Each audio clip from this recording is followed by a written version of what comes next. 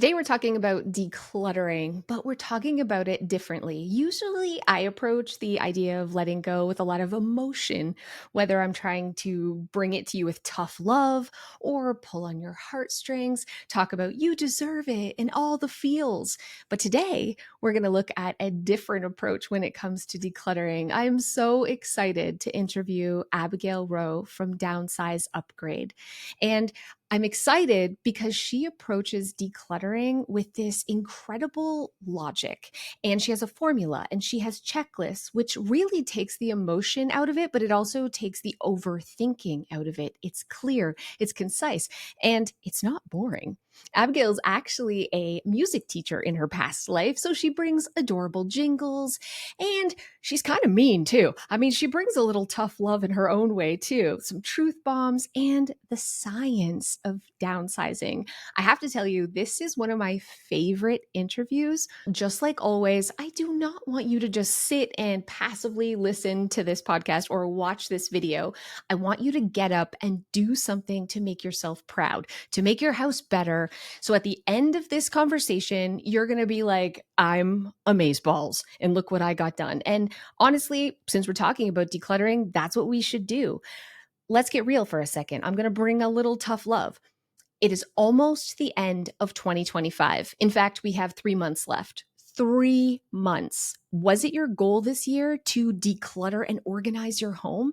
Like, what did you have in mind at the beginning of 2025 that you hoped you would achieve by the end of this year? And I'm here to tell you there is still time. In fact, 3 months, you can like move a mountain, a literal mountain of clutter out of your home. I'm challenging you right now to lock in and make this year count, to do something in 2025, get your house organized, get decluttered, transform one space into something beautiful and an oasis for yourself. And then at the end of this year, you can look back and say, yeah, I kicked my butt, not your butt, your house's butt in 2025. Like, look what I did this year. I want you to feel that fire. We all procrastinate, right? We do. But this is it. We procrastinated to the last moment. But it doesn't mean that you have to wait until 2026 to start again. This is your moment. This is your chance to make a huge difference in your life and to make 2025 your best year ever. So get up and get a trash bag and get stuff out, because honestly, it will change your life. It will change every year after 2025 when you have a clutter-free home. Getting stuff out is the first step. So come on, man. Let's go. Wherever you want to start today, your kitchen, your bedroom, you do you, boo. Just get stuff done. I'm really passionate about this right now, like this lock-in challenge, mostly because I saw it on TikTok, but also because I had big goals for myself in 2025. I said I was going to run a 5K. I said I was going to work out every day. I was going to get stronger. I was going to write a book. And I have accomplished like none of that.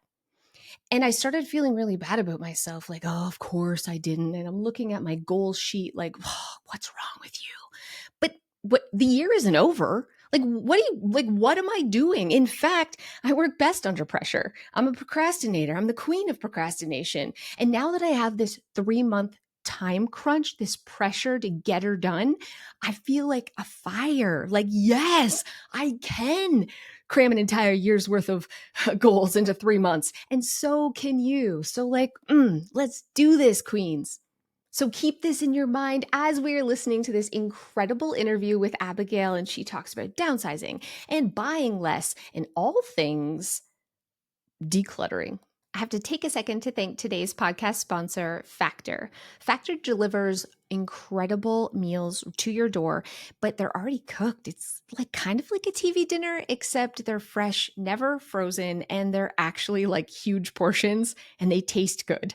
We're not talking about those like gross hungry man TV dinners. This is ready in the microwave in 2 minutes and it tastes like something you got from a restaurant. And why I love this is because if you are constantly like on the rush like I am and you don't want to get fast food for lunch, you want something healthy and nutritious, this is the the way to go. 97% of the customers said that Factor has actually helped them live a happier life. Right now, you can go to factormeals.com/clutterbug50 off and use the code clutterbug50 off to get 50% off your first box plus free breakfast for 1 year. Again, that's clutterbug50 off at factormeals.com for 50% off your first box plus free breakfast for 1 year. Welcome. Hi, Abigail. Hi, thank you so much for having me. I'm excited to be here. I'm excited to have you here. I've been deep diving your Instagram. Man, you're cute. You're Oh, cute. thank Not you. only do you offer like really just easy, simplified tips to obviously decluttering and Yeah. minimalism, but you also sometimes sing a little jingle, which I I appreciate. do. I do. I have a lot of little tunes. I used to do relatively regularly. I need to get back to it, but I used to do silly songs with Abigail. It comes from prior to doing this full time, I was a music teacher and I taught pre-K through 5th grade. So like I am always, able to come up with a silly little jingle. Some people love them. I think they're cute. I absolutely love them. I They're was like, yes, earworms. they're just so adorable, but also helpful. They're like helpful Yeah. jingles. So Well, this is incredible. yeah, there's so much science behind like if you're able to repeat a little mantra or a little rhyme or a little song, like it's going to stick in your head easier. And there's so many people that are like, I replay them over and over and over again as I'm decluttering, like to remind myself. And I'm like, hey, whatever gets the message across. So good. Well, if my listeners haven't discovered you yet, I would love for you to tell us a little bit about yourself. Yeah, so my name is Abigail Roe, and you can find me pretty much everywhere at Downsize Upgrade. And so on my channel, we talk about all things simplification. So the biggest piece of my content is decluttering. There's a lot of people that are really overwhelmed with how much stuff they have in their home and they want to live with less, but they don't know how to start or they don't know how to keep going when they get stuck. So I make that easier for them to kind of overcome a lot of those emotional barriers, those logistical barriers. So we have a lot of fun doing that. And then sometimes I also talk about intentional buying because a lot of people are like me and like big impulse buyers. And so I always encourage people to slow down and think critically before bringing things into your home. And then, of course, we talk about time management and relationships and activities and all of those things. So all kinds of ways to just simplify your life and, reap the benefits of that. Okay. So how'd you get started? Were you always like oh, I have my life together, a Yes, decluttering actually from guru? 1994. No, definitely not. I feel like when I kind of entered into adulthood, right, and I was on my own for the first time and I was having to manage all of my stuff, I didn't realize how detrimental it was to be holding, especially because, in college and like right out of college, you're living in tiny little spaces and you're just moving things from one home to the next and the next and the next. And, I think as a society, we bring so much stuff in, like all the time we're shopping, we're buying things, and there's really not a huge occasion for getting stuff out. And so I actually really started by focusing on the activities that I was doing and the people that I was spending time with, because there was a lot of things that they weren't productive for me and they weren't bringing me true, genuine joy. So I was spending a lot of time, doom scrolling and watching mind numbing TV and spending time with people that really I shouldn't have been spending time with. And when I got really purposeful about that, that is when it kind of translated when I was looking around at my stuff saying, okay, this stuff isn't productive. This stuff isn't bringing me joy. And again, I'm just shuffling it from one place to the next. And so that's when it kind of translated into the decluttering. And then I was decluttering, but I was still impulse buying so much. And I was like, why is my inventory still unmanageable? And it was like, oh yeah, because if you're getting stuff out, but you're still bringing stuff in, that number is not going to change.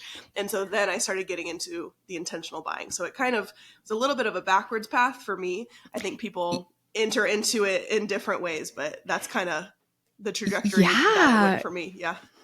I love that. That is so interesting. I've never heard someone come at it from that place. Like I Mm-hmm. came at the idea of decluttering from just sheer overwhelm, crying in Yeah. a pile of my own Yeah. hoard, Yeah. where and it was the stuff I was focused on first. It's Mm-hmm. so fascinating that you were like looking at almost like a time. You started with the time, and Yeah. that for me was just the byproduct of removing the stuff. The thing that Yeah. shocked me the most was wow. But you were really like you're like analytical and logical over there, aren't you? I would love to, say that I'm a little like, sometimes I think people think I'm so free spirited, and I'm like, no, it's like over here, it's spreadsheets and logistics and yes, analysis all the time. But that's, everyone approaches it a little bit differently. But yeah, I'm I definitely more analytical. I actually really love that because I came from it purely emotional, right? And Mm-hmm. I'm talking to my audience as if they're also coming from this from a purely emotional side. So I love your perspective of you're coming from it from a very like, let's put it on paper here. This Yeah. doesn't make sense and here's why. Yeah. You talk a lot about like the main goal being joy and productivity. Mm-hmm. So let's talk about that because Yeah. I'm going to push back slightly. I'm Tell in this me. place where productivities kind of became not super healthy for me. So let's Okay. have a real talk. I'd love to Yeah. go joy productivity. Yeah. So for me, I was in a space, again, just kind of entering into adulthood, and I felt like I would go through periods of time where I would like really be on it and really have it together and have my goals set. And then I was just burnt out by that. And then I'd go back into this like monotony. I'm like, oh, I'm going to school and then I'm going to work. And like every day's the same. I'm just cleaning the house. Like everything was it was kind of one end of the spectrum. And I didn't feel like I had the balance that I think, we have to be productive. There's things that we have to get done. Everybody would love to, not have to go to work or not have to clean the house, but that's realistic. Um, but I don't think it's, beneficial for the millions of people who are so bogged down with how much they have to do to be productive that they're not able to get any joy anywhere. And so I was really seeking that balance. And I literally Googled like how to feel better about yourself. And that is what came up, is that it just really comes down to doing things that are productive because we feel good about ourselves when we are getting things done that need to be done, working towards goals. Because productivity can be, I'm training for a triathlon, so going to the YMCA and swimming, that's productive for me because I'm working towards a goal. It can be, any type of goal that you're working towards or any type of thing that needs to get done. So sometimes they can overlap. Like that's joyful for me, but it's also productive because I'm working towards something. And then I think the one that for me was a real sticking point when I was really like mind blown was how many things I was doing in my leisure time that weren't productive, but they also weren't joyful. And I was like, whoa, when I Hmm. finally have time to spend time with myself, why am I choosing these things that are, I'm scrolling Facebook and it's like Hannah from biology that I sat next to as a freshman is having her third baby. Who cares? I haven't talked to her in 10 years. It's my cousin Josh and his terrible political opinions. Who cares? And I'm like, why am I spending 3 hours keeping up? And you're not really keeping up because it's just what they present. So it's like, why am I just was doing it because it was so habitual. I actually deleted all of my social media. I deleted all of my social media in college, and I didn't have anything until TikTok in the pandemic. And even now, I don't have personal social media except for TikTok. I just post on social media. But yeah, I was spending so much time not doing things that were productive or genuinely joyful, and so that was a real 180 for me when I started focusing on those. Okay. I love the way you describe it because I'll tell you, for me, like I just have a really addictive personality. And I Mm-hmm. saw the same thing you did, that I suddenly, when I was being productive and making my lists and checking things Mm-hmm. off and trying to be more intentional with how I spend my time, Mm-hmm. it felt so good. Like I Yeah. went to bed every night feeling real proud of Oh myself. yeah. What I did was then took it too far, as one does, Uh-oh. and became almost like a trophy chaser. So as Yeah. soon as I achieved a goal, I immediately was focusing on like, Mm-hmm. what's the next goal? I got to be productive. I can't go to bed Mm-hmm. unless I've checked off my to-do list. And Mm-hmm. it took this really positive, healthy thing, and Yeah. it kind of went over to Yeah. not healthy. Yeah. So I like what you're saying. It's like the joy plus productivity. Yeah. So do you ever find that maybe is product too much productivity a good thing? I Could it be a bad thing? Well, I think when it becomes a bad thing, then it's no longer productive. So for me, I'm like, okay, if I am So, maybe it's I have two little kids, right? I have two under two. Like, am I exhausted? Am I overwhelmed? Am I if I'm feeling those things, then like cleaning the bathroom isn't productive for me, because what's productive actually at 8:30 when my kids are asleep is to rest. So I think for me, I have to really like, and that's what I like about, I always kind of think of it on a scale, right? Like productivity 1 to 10, genuine joy 1 to 10. And I try not to do things that are not at least a 5 or above on either of the scales. Like, it doesn't have to be both, because a lot of times you're productive and it's not necessarily joyful. A lot of times your genuine joy isn't really super productive. But it's funny because like sometimes laundry is a 10, right? Like, I don't have any clean underwear for tomorrow. I have to get it done. Other times it's like, okay, this load of, almost all the clothes in the house are clean and folded. This load of laundry, doing this after such an exhausting day, or maybe you're sick, or maybe you're, whatever it is. Laundry at this point in time is actually like a 2 or 3 on productivity, because pushing yourself to the point of exhaustion or overwhelm is not productive. So I think for me, kind of thinking about it as a task is not necessarily always the same number. It's kind of putting it in context of how you're feeling, the situation. Similar with working, like, we work from home. I work from home, and it's sometimes the nights and the days blur together, and I can work at 10 p.m. and edit a video if I want to, but like, is that the most, you know what I mean? So it's, I think for me, it's been helpful to put productivity in context. Mm. You're really good. And also I feel like Thank you. your beautiful analytical Oh, logical brain has helped you really step back and yeah. see things for what they are, as Yeah. opposed to me, who tends to give into emotion first. You're like, Sure. let's roll back that emotion and think logically. So good. Yeah. You also sound very much like a Zen minimalist. Oh, you are too kind. Mm. I will say I'm starting to feel, I'm kind of glad that I really pared down and got intentional and kind of started this journey before children, because now I'm like, get that hospital bracelet out of here, because if I see it in 6 months, I'm gonna be emotional. Like, get like, I'm like, oh, and a piece of art from daycare, like, unless it's really, really something that I genuinely feel like I'm gonna be looking at in 20 years, we're not keeping it. Like, I feel like if I hadn't started my journey when I wasn't as sentimental, because I was like 20, I feel like motherhood would have been much more of a challenge. And that's what a lot of my students in my course, a lot of my followers are, they struggle with. And I'm like, I don't feel like I fully understood the emotions behind it, because I was just so young and inexperienced. And now that I'm, the big old age of 31, I'm like, I get it now. I've got two kids. I'm starting to understand the sentiment a little better.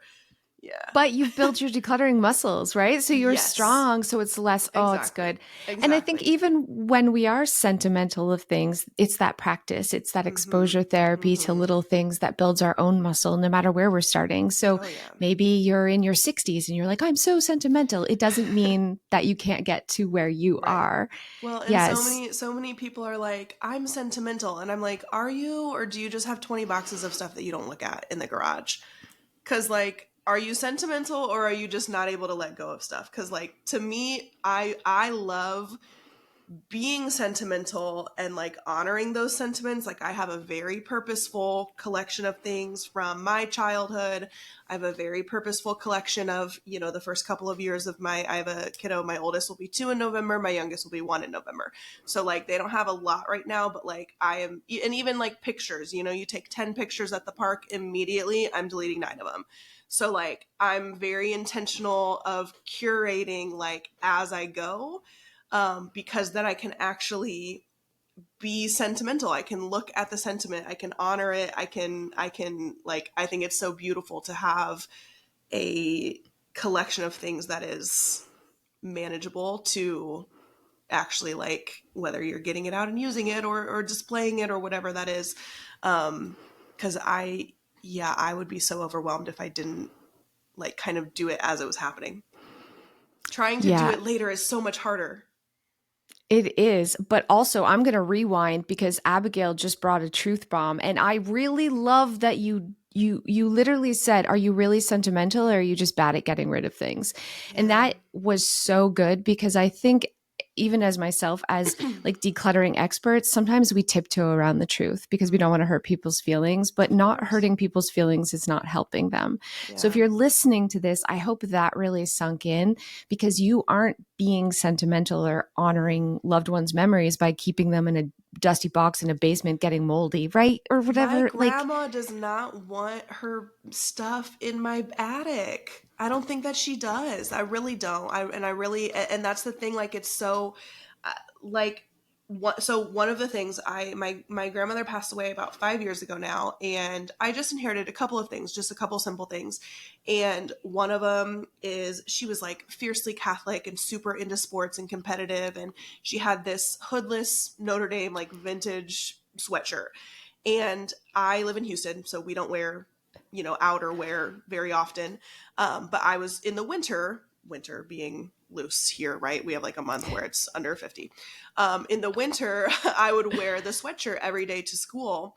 And, I'd get hot in the middle of the day, so I'd take it off and I would lose it. Like, it was everywhere because I'm the music teacher. So I'm everywhere in the school. I had 500 students that I was seeing weekly. And so I would lose it, and it would get to the lost and found. And like 3 different times, the kids would come up and be like, "Miss, this is your sweatshirt. Like, they're going to take it to the Goodwill." And I was like, "Oh my gosh, like, thank you so much. This is my grandma's sweatshirt. Like, my grandma who's everything to me." But I was like, you know what? Like, wearing it and honoring that and like feeling connected to her and remembering her every time I wore it. I'm like, if something really happened to it, if I lost it because of the person that I am, if my kiddo, spits up on it and we have to wash it so many times that it's threadbare, I think my grandma would have preferred that, and I would mm, prefer that over it being in a box and me never looking at it. Because what's the point? I mean, you know what I mean? So that to me, like, honoring sentiments and actually being sentimental has been really beautiful. And I know people are scared to do that because what if something happens to it, or what. But yeah, I don't know. I think it's just been such a purposeful way to, mm-hmm. my home is not a museum. I don't have to keep every item from every era of my life and every, but I can display things beautifully. I can honor Mm-hmm. things and use them and wear them and, live with them. Yeah, so that's so good. Let's just like really, if we're going to give them a truth bomb, let's go. Also, if everything is special, nothing is special, Right. right? So when you're in that mentality of like, oh, but this was this and this was this, and Mm-hmm. suddenly you're just everywhere you look, it's clutter, and Yeah. you're not noticing any of the Mm-hmm. truly special things that invoke that memory and those feelings. You're Yeah. just looking at piles of Well, mess. and you're not able to create new memories because your home is so frustrating, so overwhelming. You don't have the space, you don't have the mental clarity, you don't have the energy. Like, it's very hard to feel good about your space when you're living with so much of the past. And I'm not, minimalism, right? Like, I'm not saying get rid of everything and have a spoon in a chair, but like I like I just think that you like curating and being intentional about which items and the number of items, and like you can condense and then actually honor the past and have time for the present and space for the future. Who knows where life's going to take you? All right, I want another truth bomb. Listen, right now, what is something that my listeners, as they're listening right now, should get Mm. rid of? Like, there's Oh, like there's an things. item. Yeah, are there things that people My have too first thought many was of? like your husband. That's not appropriate. Bye. Let's edit that part out. Right in the trash. That We was are my first thought. definitely, we're not editing that out. Every That was wife everywhere wants to put their okay. husband in the Okay. garbage can Let me think of sometimes. let me think of something that maybe costs a little For less me, money here's in the legal things that I'm fees. thinking of. Like, Okay, tell me. I think people should a 100% get rid of clothes that don't fit them or make them feel Hmm. good, because Yeah. that's a nasty, toxic bully. Okay, What so are we yeah, doing? and I get so much pushback because I have a clothing decluttering method. So I use F.I.V.E. So it's F is for fits my body, and like every part of your body, not just not too small, not too big, but like, are the sleeves weird? Is the bust, like people have, So F is for fits my body. I is for intact. So like, is it pilling? Is it stained? Is it ripped? Is it itchy? V is for versatile, which like not every item in your closet has to be versatile, but ideally you have a pair of pants that matches more than one shirt, right? Like you could wear it to more than one event. Obviously, you're going to have your really nice dress or, whatever, but most of the stuff hopefully goes with other things. And then also you can wear it to dress it up, dress it down, whatever. And then E is expresses your style. So I think that would probably be mine, because I think a lot of people, if yours is F, fits my body, like let's get rid of that stuff that doesn't fit. Mine would be let's get rid of, and donate, of course, but like let's get rid of those clothes that just don't feel like you. You're always passing it up. You keep it in your closet. You're like, well, I could wear this to this, but you never do it. And there's nothing wrong with it. So you feel like, well, there's nothing wrong with it. I'm not going to donate it. But what's wrong with it is having all of that stuff in your house is causing decision fatigue, visual overstimulation, just overwhelm in general.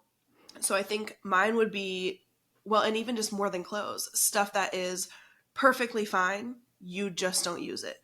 And I think, but those are my favorite things to donate. Like I love thinking about someone who's going to have that.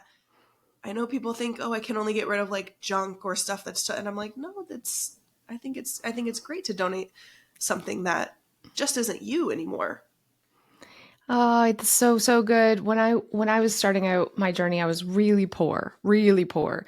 And as a mom, I remember we shopped not at Walmart, we shopped at Goodwill, right? Thrift stores. Of And when course. you walk through and you find something really Yeah. good, especially Yeah. when you're struggling financially, Oh yeah. it not only makes your whole day, it makes your whole week, it can make your whole year. Absolutely. And so Absolutely. I always think of this like I think of like a single mom who's struggling when Yeah. I'm donating something as I'm Of kind of course. gifting it to her. But instead of Mm-hmm. finding that person, because I don't have time for that, I just take it to the thrift store. But that's the Yeah. story I really tell myself to make letting go a lot easier. Mm-hmm. Is Yeah. I like Definitely thinking about visualize the who's gonna get person. it. Yeah. Definitely thinking Hmm. about who it's an end for you, but it's a beginning for someone else.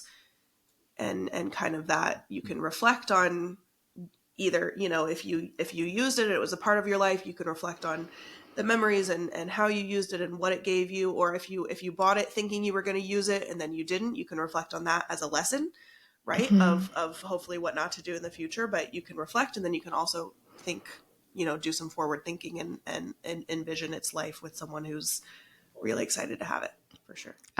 What I find so fascinating when I'm helping clients declutter, especially ones who really, really, really struggle to let go. And we've seen this in hoarding situations too. People are like, I can't let go of anything.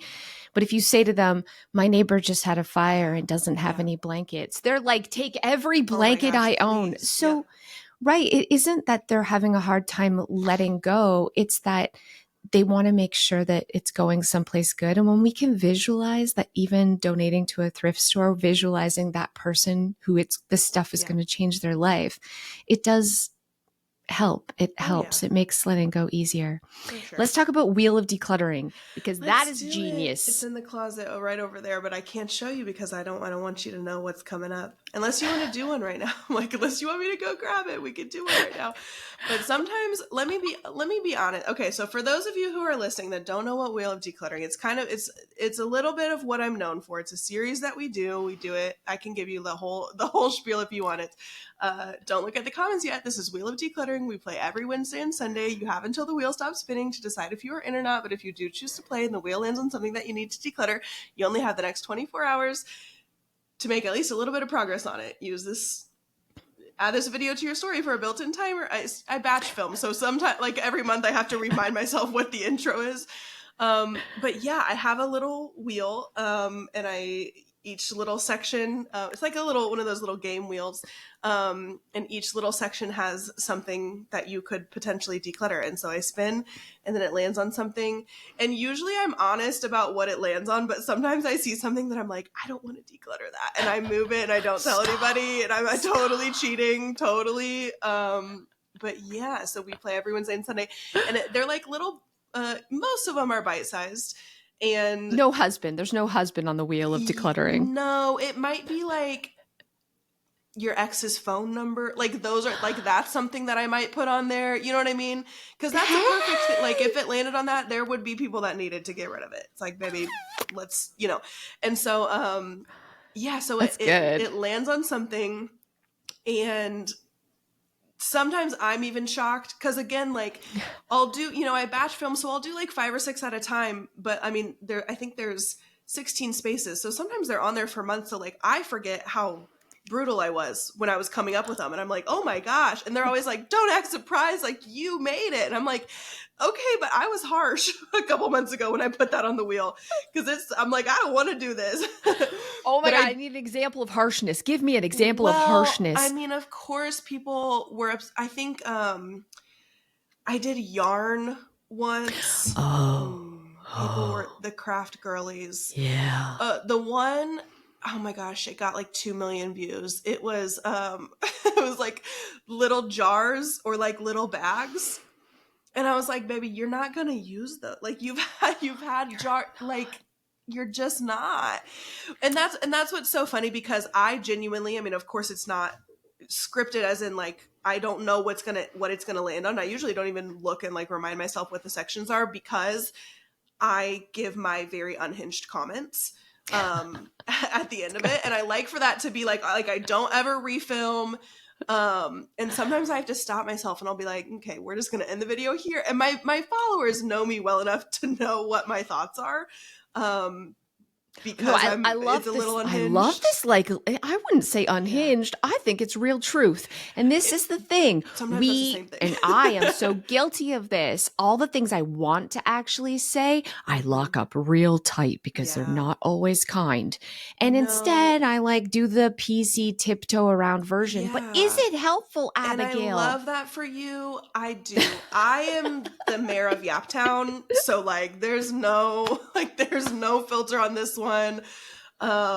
Yeah, it's very, very rare for me to like not post what I originally said. But sometimes, I don't know, I just feel like on almost every single one, half of the comments are like, well, and I want to be really clear too. I gave them a chance to scroll. I always say like last chance to scroll, 3, 2, 1. So you know what, babe? You stuck around. And they still get mad at me, and I'm like, you chose to play. You know what I mean? But half of the on almost any given Wheel of Decluttering video, half of the comments are like, oh my gosh, this is so great. I never would have thought of this. Like, I love this. And then the other half is like, I feel personally attacked. And I'm like, listen, but you needed it. I need you to add. I need you to add to the wheel, because I watch you on Instagram. Random organizing containers. Yeah. You know, no, they need to go. It needs to go on the wheel. But I would cheat if that was the wheel, and I would move it. My people have, and yours do too, I'm sure, and you do, containers for their containers. We have containers.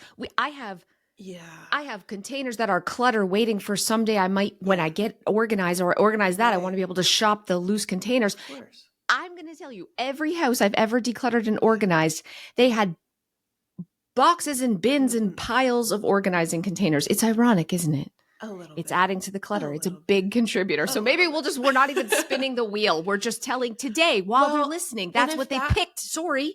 Oh, can we spin the wheel? Should I go do it? Yes. Okay, hold on. Yes. Let me go I love this. I can get out of this chair. Hold on. Okay. Okay, she has brought out the wheel of decluttering. Let's give it a roll. Let's make. They chose to listen to this podcast. They have no choice. They're doing the thing. And I'll say, if you want to, there's probably some type of like skip forward 15 seconds. So if you want to click that and not play, here's your chance. You better not skip forward. And I'll be really honest. I'll tell you exactly what it landed on. Okay, we're on. Is it going to go to yellow? We're on yellow. Travel size toiletries. Those shampoo bottles that you stole from that hotel in 2018, girlfriend, come on now. Come on now. And the samples from Sephora, there. Yeah. They're going. Yeah. We got You're not. We got all the little crap. Or I would probably, like, if I was doing this as a real video, I would probably say, or like put a post-it on it, 2 weeks maybe. You're being too nice. Well, so I always say, the wheel landed on them. Cass, that is the rule. But listen, originally the intro to Wheel of Decluttering was you have until the end of the day to get rid of it. Like, it was just decluttering. You have until the end of the day to get rid of it. And then people will be like, it's 11 p.m. And I'm like, you have enough time. But then some of the things were too big. And some of them, so then I switched it to 24 hours. And I also changed to just a little bit of progress. Because something like a craft room or whatever, I try not to do too big of, I try to do bite-sized things. But some people are like, this is going to take And I mean, if it hours. And I'm lands on like, no, go do yarn and 10 you're like, you're minutes. getting rid of all your, Go do, yeah, I right, see. I right. I'm like, see. go So do you 10 got a little minutes. soft. You got a little I did. I nice. did. I got a review once for the course. It's my favorite testimonial so far. It was, and I put it on my site. My mom was like, why are you putting this? This makes you sound weird. And I was like, well, Mom, these are my people. The testimonial was, Abigail is the type of person who holds your hand while smacking you across the face. And I was like, I'm obsessed with that. I put it's in like big bold letters on my course sales page. And I was like, you know what? My people are my people. Some people need that. Some people don't. And they want a little tougher. They want a little softer. I try to play to the middle. I'm here for it. I want to be a little tougher. Sometimes I let a little tough out, but I'm still too nice. Okay. I'm still too I nice. think you're kind of a Niceness isn't marshmallow. gonna, I think on the I, inside, you're a you little bit know, of a teddy bear. I don't want to hurt anyone's feelings, but I know. also that's not helpful. You know, Right. There's a we need balance. some real There's a honesty balance. here. You mentioned earlier that you got rid of that hospital bracelet right I away did. before the I nostalgia had did. time to Yeah. leak in, because the longer we hold on to something, this is human nature. The Mm-hmm. more we care about it, whether we care about it or not, or the more special it feels. So, Definitely. let's talk about your strategy for kind of like stopping it before it starts. Yeah. I'm just a big fan of like curation and condensing, and so when there's some type of, whether it's a big event or just a simple like daily, like I said, if I go to the park and I take 10 pictures of my toddler, that night I'm going through and like saving the best one, because I know in 6 months from now, if I look at the 10 pictures and I'm like, oh my gosh, he's grown so much, I'm going to want to keep 10 of them. And then you're going to have thousands and thousands, and you're not going to actually be able to go through them. So I think curating as you Mm. go and being really intentional about what you bring into your home, whether it's with things that kind of happen upon, like a hospital bracelet. We didn't keep the hospital bracelet, but we kept the blanket. And I put a little put it in a frame, and like it's above their bed, so I kind of like used it as decor, so it's functional, but we're honoring it. But I didn't need to keep at the little nameplate, and I didn't need to keep the bracelet, and I didn't need to keep the going home outfit special. We've used that going home outfit 100 times, and it's got vomit and blowout and like baby stuff. Like it's got stains now, and that's okay. We used it, and so yeah, I think curating and condensing those types of things, and then also, of course, being intentional about what you buy. Yes. What do you do when you're like me and you're super impulsive? You see my Amazon order, you'd be like, "What is wrong with you, Cass? So I use the deliberation station. You you little nerd. I You have a You were like, chart? you're You have a analytical, shopping right? I chart?" said, say less. I do. So would you like to go through it? Is there a purchase that you're considering? Is there Yeah. something that you are There's a thinking like about this getting and you're not sure? massager, not a naughty massager, a legit massager that also has like heat and Skipping things over me, because I'm Cass. old and my bones hurt. But also I have a bumper massager which I Gotcha. never use. So I'm like, Sure. you know what I'm saying? But I've Okay. added it to the cart. It's in there right now as we Okay, speak. but you haven't decided yet whether or not to buy it. Well, guess Right. what? We can help. So, have you thought about it for at least 2 weeks? No. Does it solve a problem that you've genuinely noticed? I got some aches and pains. Yes. Do you already own something similar? You said yes. Yes, I do. Is it worth giving up progress towards your next financial goal? So when you think about what you're working towards, saving money for, would you rather have the X amount of dollars for that goal, or would you rather have the massager?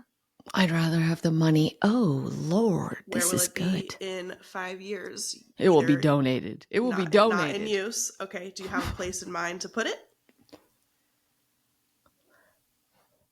Under the bed? Question mark. Is that like a reason? Like Sure. we can say yes. Okay. Yeah. How long will you have to work in order to pay for it? Not very long, or a significant amount of time? Is it something Not like very not long. very long? Okay. Can you be happy and productive without it? Yes. What is the cost of it per use? So like worth your money or not worth your money. So like if something's $100 but you use it 10 times, it's like $10 every time you use it. Abigail, I haven't tried it to know how effective it is. Okay, It but could be worth gold. best, right. Best reasonable It could guess. change my life. It could make Could. me feel 20 again. It could. I don't know. That's hard. Well, but you said that you have the other one and I you're do. not really using it. I've used it one time, one singular Oh, time. okay. Would you say that that one was worth the money No, cost per use? Okay, so I'm gonna click no. not worth the money here.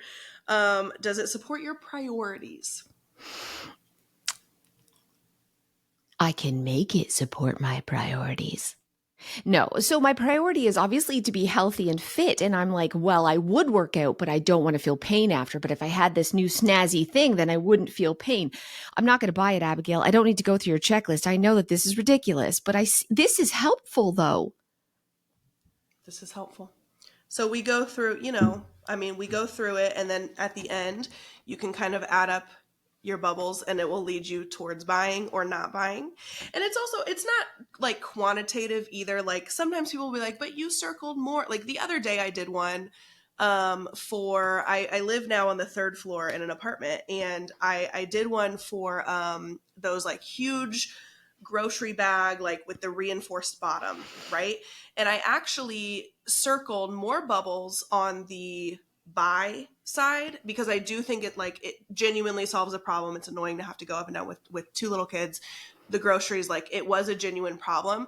But the question that stopped me was, is this the best way for you to obtain it? And I was like, getting a 3-pack on Amazon for $20 is not the best way. I can ask my Buy Nothing group. Someone will have one for me. I could get an IKEA bag. I could get a cheaper one from Aldi. And so like the bubbles leading me to buying it told me like, okay, this is something that in general you should have. It would be good for you, productive, like, but it's maybe not worth this amount of money getting it this way. And so it's just a good little critical thing. I'm just a critical thinker. And I think I think the analytical and the logistical part of my brain, for some people, that can be intimidating and like feel like too much. But then the pre-K teacher in me is like, no, we're going to make it super simplified. And so I think that is, I'm totally tooting my own horn right now, but like that's a talent of mine, like bringing Mhm. something that is kind of overwhelming to people and presenting it in a way that's not childish, but very simplified and easy to follow. So I have the deliberation station for purchases, and then I have it's the exact same concept, but it's the think tank for whether or not I should keep something. So it's both of them are 14 questions. You go through, you circle your answers, and it helps you get to thinking. It is. This is Be the thing. So intentional. I'm already like going through this.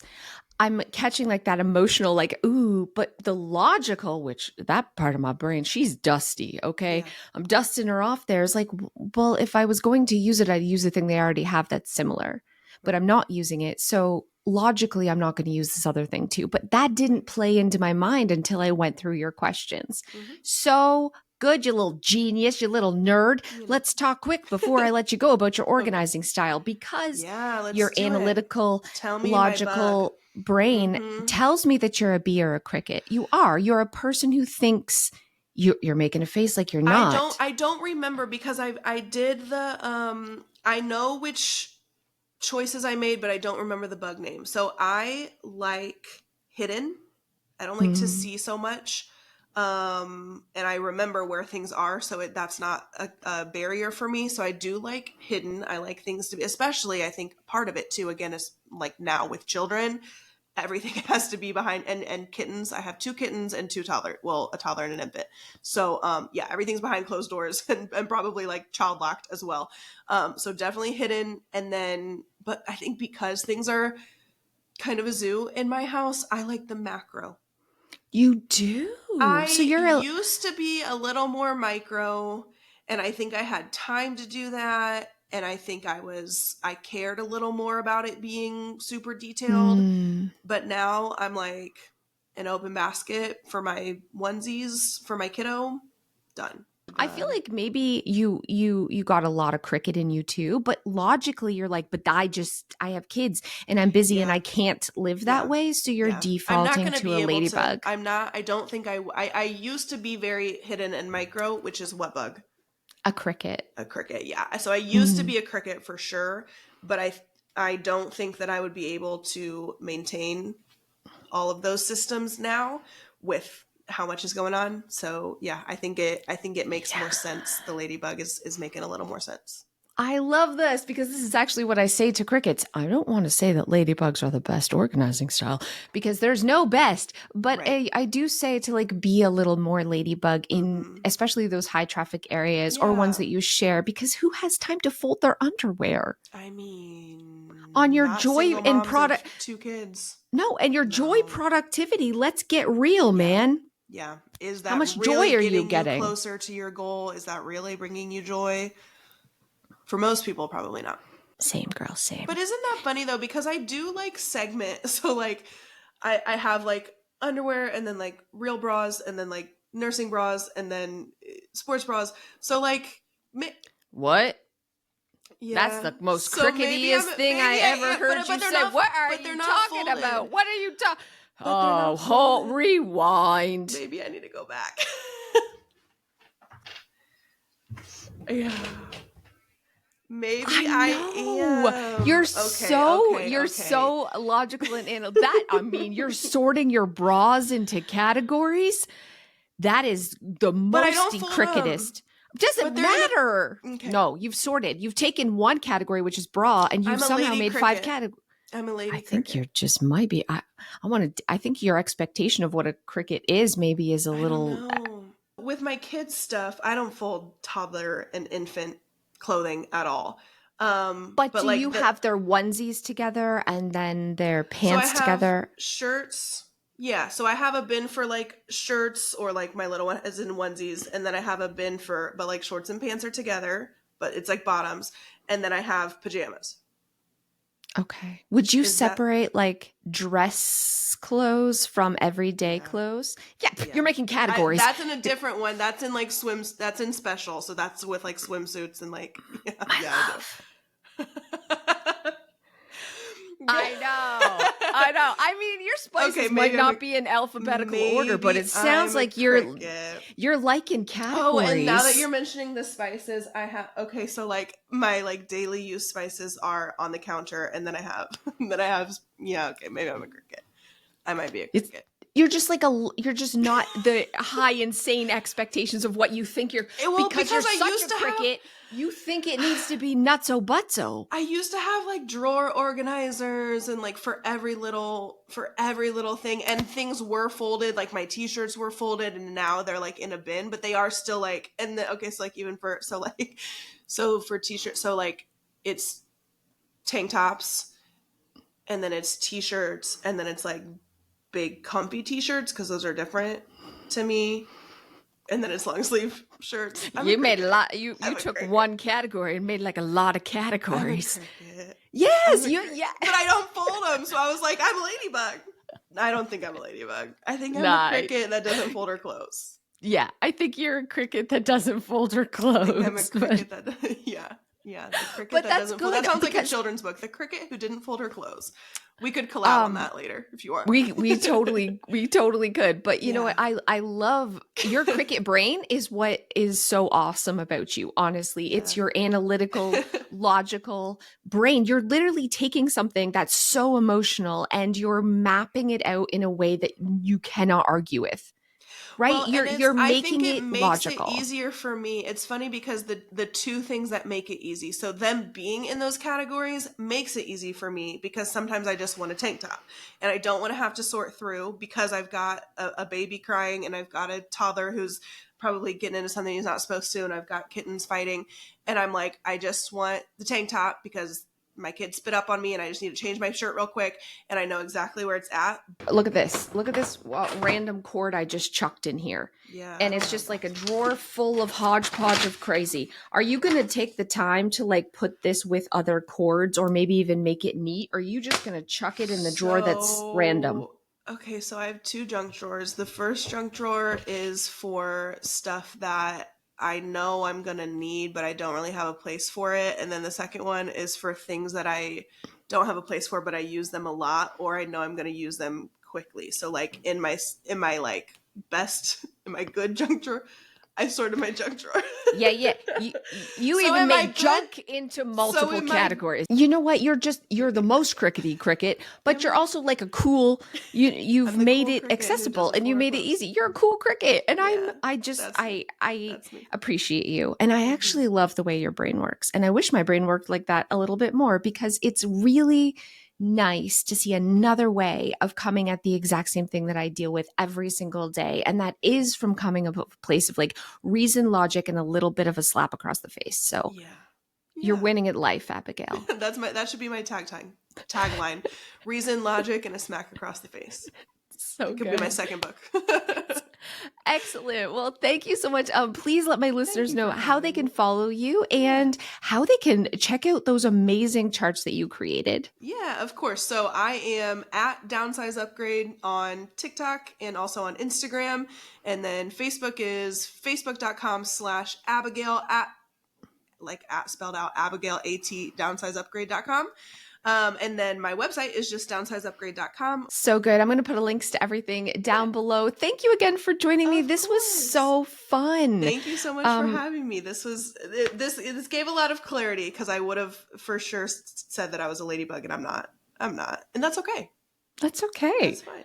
I'm the Because you're cricket that doesn't pull her clothes. mastering organizing like a cricket, and Yeah. that's what it's all I need to about. go look at your Pinterest boards for cricket, especially because I'm in a new place now. I just moved here, so I need to go look at the Pinterest cricket cricket Pinterest boards and get some inspiration. Or also know that ladybug's okay too. You know Yeah, that you're a cricket yeah, in your heart and soul, but for sure. sometimes you ladybug Yeah, because maybe there can be a couple of closets or something that are yeah. a little more macro. I love this so much. Okay, thank you so much. And thank you everyone for listening. And we'll Yeah. see you guys next time. Thank you guys. I want to take a quick second to thank today's podcast sponsor, Skylight. Skylight Calendar is what I use as my command center now. Not only does it combine all of my digital, like Google calendars, into one place, but my kids' calendars are on there too. I keep it on my kitchen counter, and when I'm not using it as a calendar, it's a beautiful digital photo frame. But besides just a calendar, we've also added our menu planning to there, our chore lists, our tasks, all of our notes. No more sticky notes, no more little reminders. It's all in one place on a beautiful frame on my kitchen counter. Absolutely recommend this. If you have a busy household like I do, this is a lifesaver. If you want to give Skylight a try and you are not thrilled with it within the first 120 days, you can return it for a full refund. So right now, Skylight is offering our listeners $30 off their 15-inch calendar by going to myskylight.com/clutterbug. I absolutely love this talk with Abigail. Oh man, she's so cool. I wish I would have thought of the wheel of decluttering. That decluttering wheel is genius. Actually, all the things. You can make your own decluttering wheel. And if you have ADHD like me, we'll forget what we put on it. And it'll be like a surprise every time. So fun. So awesome. She's great. I'm going to put down in the show notes below where you can follow her. Now it's time for my favorite part of the podcast, which is Talk to Cass. And first up, we're going to have a question from Jessica. Hi, Cass. My name is Jessica. I'm 24 years old, but even at that young age, I have a husband and two kids under the age of 5. And I just first want to say that you've been such a tremendous help in my life since I discovered you about 1, maybe 2 years ago. But in the last year, we moved into a new home, and some of the systems that I had put into place fell apart because I mean, I guess that's just how it goes when you move into a new home. But I wanted to ask you, how can I make progress in my home as a mom with two young kids? And I'm also watching my two nephews on a pretty regular basis. And so it feels like every time I am making progress on one thing, I turn my back around and they've made a whole new mess on the other side of the house, and so I never actually make any progress. And so, what advice would you have for me or someone like me in this kind of situation? Thank you so much for all you do, and I love listening to every single podcast because you are just such an amazing motivator for me. So, thank you so much. Bye. Thank you, Jessica. You're a baby, 24, and you're already like so responsible. I'm proud of you for that. Can I just say, I don't even know what I was doing at 24, but it wasn't being awesome. I can tell you that. Here's my advice, and you're not going to like it, but this is the reality. The best way to get ahead and not slide back is to declutter and have less, because you can tidy and organize, and your little wrecking crews will come in and just like make it a mess again. And then you're stuck on this cycle of always cleaning up for it to just get messy again. Anytime you remove something from your home, there's no sliding back. Like, that's a permanent change that will make your life easier. But I get it. It's like maybe I've already decluttered and I'm still having issues. You can declutter without having to remove it from your home forever by doing toy rotation. And this is something I definitely recommend with small toddlers, because listen, kids get overwhelmed just like adults do with the amount of stuff. And in fact, I ran a daycare, and what I noticed was when I limited the amount of toys they had to play with, they were actually more creative and more engaged because they weren't overstimulated. And so I ran this toy rotation program, which, like, I had all these sorted toy bins, and then they could pick two, and then I would swap them out with new two. So it always felt kind of like Christmas morning. They were getting new toys and had new things to play with, but it was never overwhelming for them or me to pick up. So whether you're putting the bins up high, I would definitely recommend like a cube shelving system, or you're putting some in a closet and you're just bringing out certain toys to play with. It seems like, oh, what a mean mom. I'm hiding half their toys. But I promise you, it's the opposite. They're going to be having way more fun, much more creative, and they're going to be excited every time you swap out and bring new toys. So they're always really engaged. Just give it a try. I promise it works. And also, you're awesome. Next, we'll hear from Anonymous. Hi, Cass. I just had a quick question for you. So I notice I tend to give away things that I later look for, or I'm like, oh, why did I give that away? Um, it just seems to feel right at the time. And then I'm like, oh man, I really should have held on to that because now I have a use for it. You talk a lot about getting rid of things that you really don't need and you're not going to regret it. But I have the opposite problem of getting rid of things and then later on down the road being like, oh, probably should have held on to that.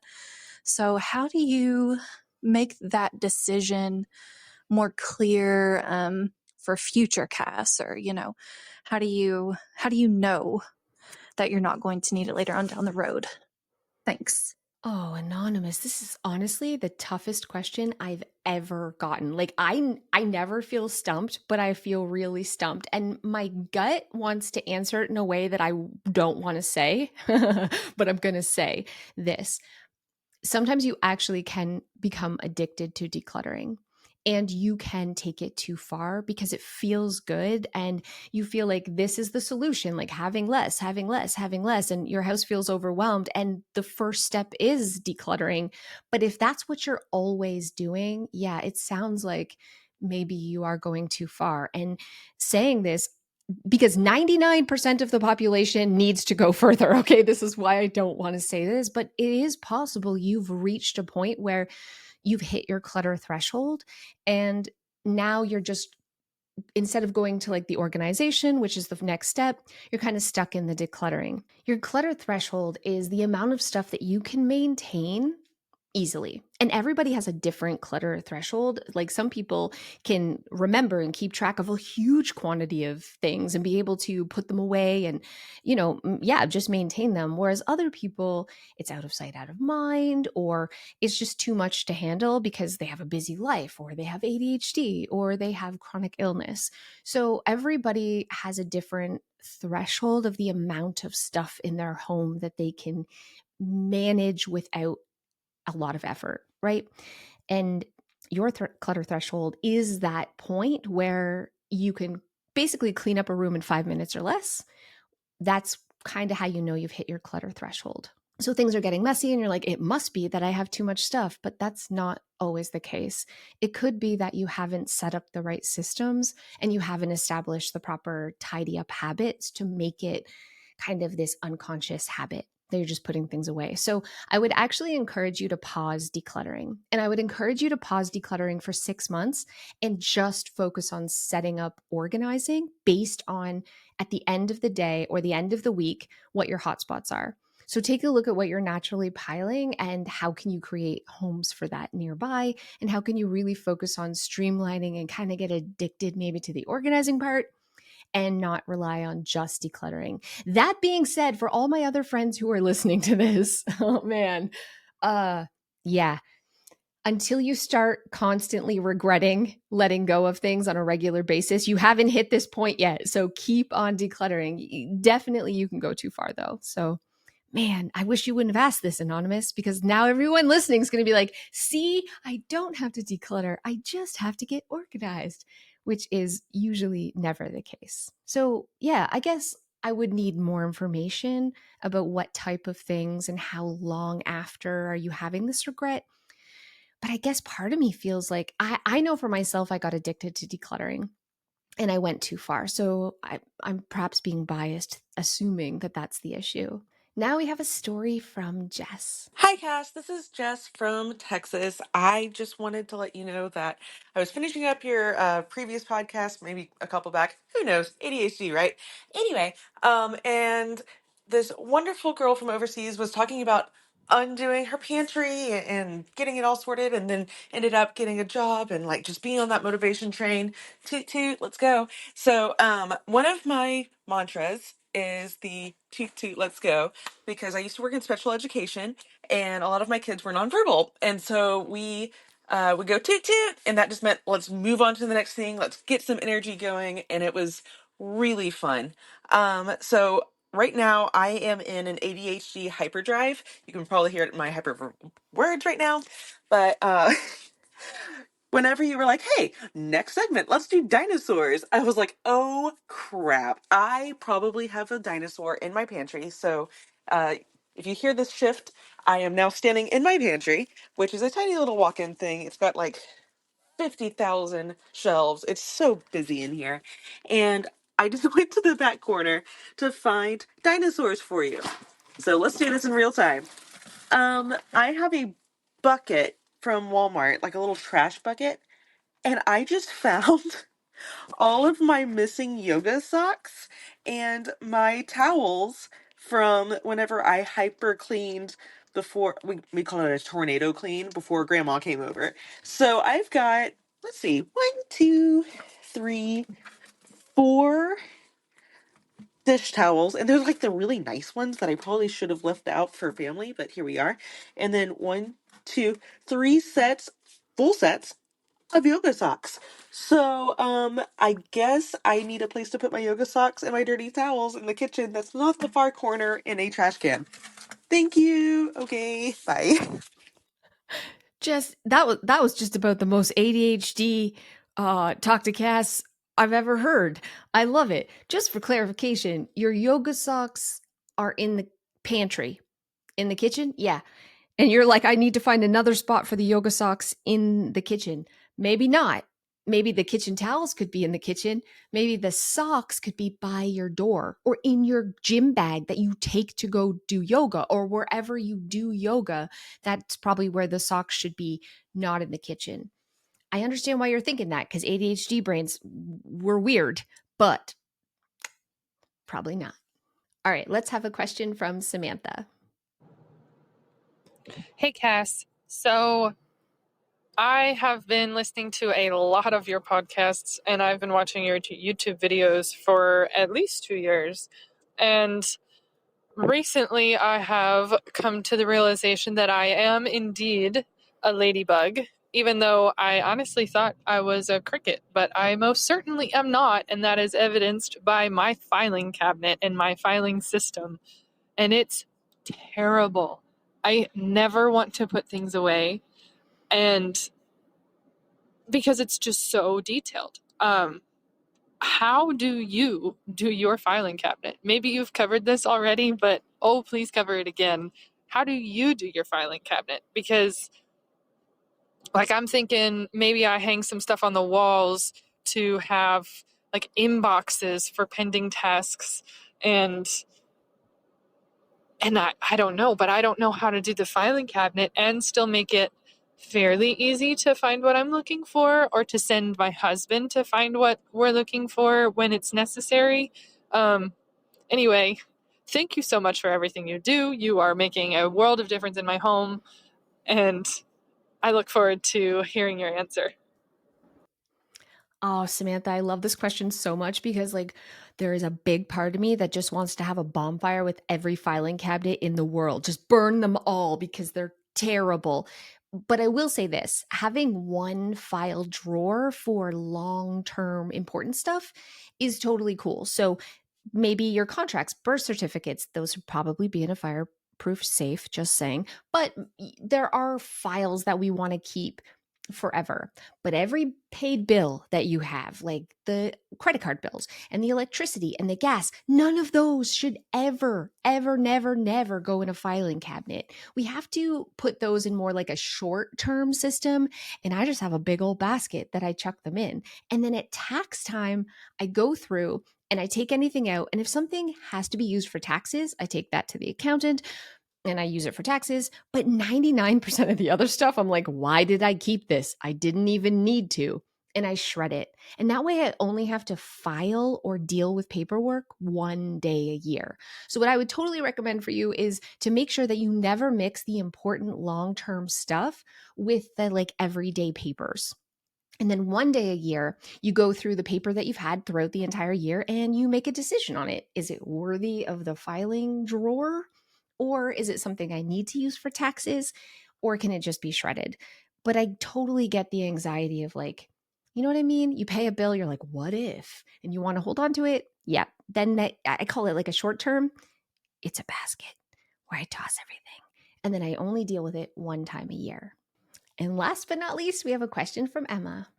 Hi, Cass. My name is Emma, and I live in Washington State. I've been listening to your podcast for about a year now, and I just love it. I think you have such a calming voice, and I look forward to cleaning now because I always have you in my ears whenever I'm cleaning or working on projects around the house. So thank you for that.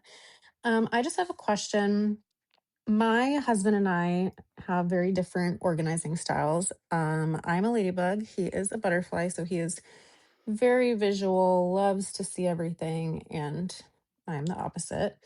But we've done a pretty good job with our house, keeping things tidy. And, he has his space, I have mine. So that's going pretty well.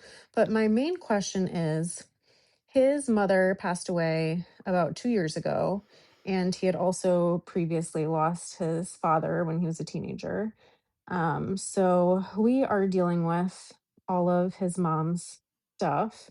She was a borderline hoarder, um, kept everything after his dad passed away, never went through anything. So we have boxes and boxes and boxes of stuff. And like I said, it's been a couple of years now. Most of the stuff is in a storage unit, and the rest of it is in our garage. We have gone through some of it and we have made some progress, but it is just a really, really big task. We've moved a couple of times, so we are about to move the stuff in the storage unit to the third new storage unit, which is obviously just a huge pain, taking up a lot of time. I feel like we are just stuff shuffling and I don't see an end in sight. I'm really trying to help him with going through the stuff a little bit at a time, but it is difficult. He is very sentimental.